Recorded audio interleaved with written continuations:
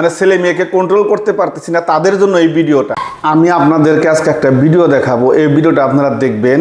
আর সর্বপ্রথম এই ভিডিওটা দেখার আগে আপনাদেরকে বলবো যে আপনারা ভিডিওটা শেয়ার দিয়ে নেবেন। আর এই ভিডিও থেকে কি শিখলেন সেটা আপনারা কমেন্টের মাধ্যমে জানাবেন।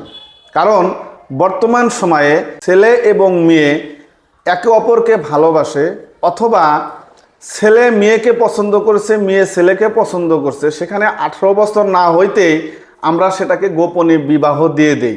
আর গোপনে বিবাহ দেওয়ার পরে দেখা যায় যে যখন 18 বছর হয়ে যায় তখন সেই বিবাহটাকে আমরা কি করি, মানে সামাজিকভাবে মানে আমরা সেটাকে বৈধতা বিলা ঘোষণা করি।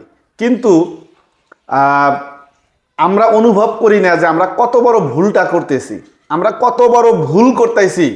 বিশেষ করে যে সমস্ত গার্জিয়ানরা বলে যে আমার ছেলে আমার মেয়ে, হ্যাঁ, তাদেরকে আমি কন্ট্রোল করতে পারতেছি না, একে অপরকে ভালোবাসে, বিবাহ না দিলে মান ইজ্জত জায়গা, তাদের জন্য এই ভিডিওটা তারা বেশি করে দেখবেন।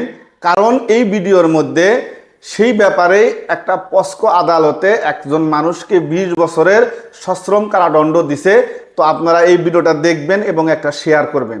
আর যদি আপনারা এই ভিডিওটা দেখে যদি নিজেরা যদি নিজেদেরকে যদি শুধরে যদি নেন এবং পরবর্তীতে যদি এই সমস্ত কাজ যদি না করেন, তাহলে অনুভব করব যে আপনারা সঠিক পথে আছেন। আর যদি আপনারা যদি পরবর্তীতেও যদি এই সমস্ত কাজ করেন, তাহলে আমি বলবো ছেলে এবং মেয়ের অভিভাবক যারা আছে তাদেরকে বলবো যে আপনারা আপনাদের নিজের পায়ে কুড়াল মারলেন। তাহলে এই ভিডিওটা আপনারা দেখেন এবং শেয়ার করবেন। অনুরোধ করে বলতেছি ভিডিওটা শেয়ার করবেন। এবং আমাদের মাইনরিটি এলাকার প্রত্যেকজন মানুষের, যে সমস্ত মানুষের মাথার মধ্যে এই চিন্তা ভাবনা আছে, যে ভিডিওটা ভালো করে দেখেন।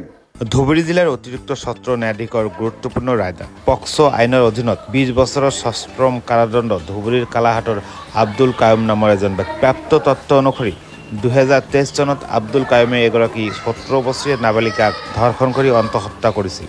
ঘটনাটো পোহৰলৈ অহাৰ পিছত সমাজৰ চাপ আৰু ভয়ত অভিযুক্তই নাবালিকাগৰাকীক বিয়া কৰায়। পৰৱৰ্তী সময়ত নাবালিকাগৰাকীয়ে এটি পুত্ৰ সন্তানৰ জন্ম দিয়ে। এই ঘটনাৰ সন্দৰ্ভত নাবালিকাগৰাকীৰ মাতৃয়ে ধুবুৰী সদৰ থানাত পক্সো আইনৰ অধীনত গোচৰ ৰুজু কৰিছিল। আদালতৰ তথ্য অনুসৰি ঘটনাৰ সময়ত ভুক্তভোগীগৰাকী নাবালিকা আছিল। পৰৱৰ্তী সময়ত অভিযুক্ত আৰু ভুক্তভোগীৰ বিবাহ সম্পন্ন হয় আৰু তেওঁলোকৰ এটি সন্তানৰ জন্ম হয়। কিন্তু আদালতে স্পষ্টভাৱে উল্লেখ কৰে যে নাবালিকাৰ ওপৰত সংঘটিত যৌন অপৰাধৰ ক্ষেত্ৰত বিবাহ বা সন্তান জন্ম কোনো পৰিস্থিতিতেই পক্সো আইনৰ অধীনত সংঘটিত অপৰাধৰ শাস্তি লাঘৱ কৰাৰ ভিত্তি হ'ব নোৱাৰে। সাক্ষ্য প্ৰমাণ আৰু গোচৰৰ সকলো দিশ বিবেচনা কৰি আদালতে আব্দুল কায়ুমক দোষী সাব্যস্ত কৰি 20 বছৰৰ সশ্ৰম কাৰাদণ্ডৰ লগতে 25,000 টকাৰ জৰিমনা বিহে। লগতে ভুক্তভোগীগৰাকীক চৰকাৰী ক্ষতিপূৰণ আঁচনিৰ অধীনত 3 লাখ টকা ক্ষতিপূৰণ প্ৰদান কৰাৰো নিৰ্দেশ দিয়ে। এই ৰায়দানক শিশু সুৰক্ষা আৰু নাবালিকাৰ ওপৰত সংঘটিত যৌন অপৰাধৰ বিৰুদ্ধে এক কঠোৰ আৰু